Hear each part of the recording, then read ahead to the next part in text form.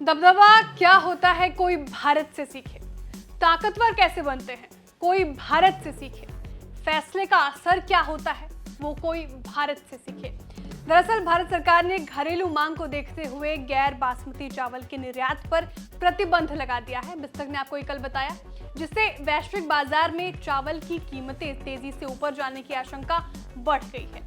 भारत के निर्यात प्रतिबंध से संयुक्त अरब अमीरात को भी अब बड़ा झटका लगा है। पहले अमेरिका को झटका लगा, अब अरब अमीरात को झटका लग गया है। भारत यूएई के शीर्ष चावल आपूर्तिकर्ताओं में शामिल है और निर्यात प्रतिबंध के कारण यूएई में चावल की कीमतों में उछाल आया है। नमस्कार, आप देख रहे हैं बिस्तक और मैं हूं श्रेया ठाकुर।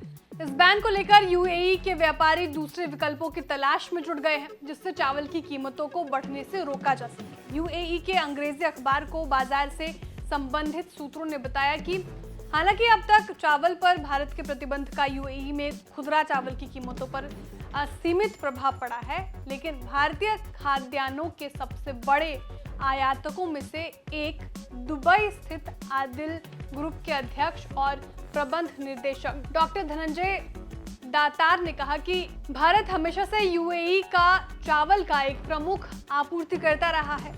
प्रतिबंधों से स्थानीय बाजार में भारतीय चावल की तत्काल कमी होगी, जिससे लोगों को चावल की पर्याप्त आपूर्ति नहीं हो पाएगी।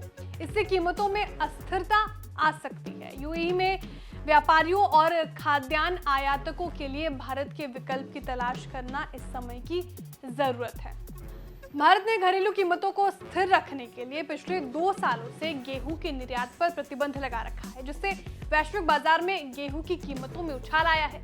यूएई पर इसका असर पड़ा है और अब चावल की कीमत बढ़ने से यूएई को एक बार फिर झटका लगा है। यूएई के व्यापारियों को रूस यूक्रेन के बीच काला सागर का समझौता रद्द हो जाने के कारण हाल ही में बड़ा नुकसान हुआ है और अब भारत सरकार का फैसला उनकी मुश्किलें बढ़ा रहा है।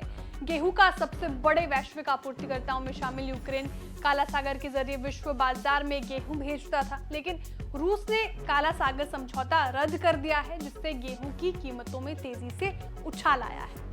यूएई के स्थानीय चावल आयात के लिए अब थाईलैंड, वियतनाम या पाकिस्तान का रुख कर रहे हैं। वहीं गेहूं के लिए वो ऑस्ट्रेलिया जैसे देशों की तरफ मुड़ रहे हैं।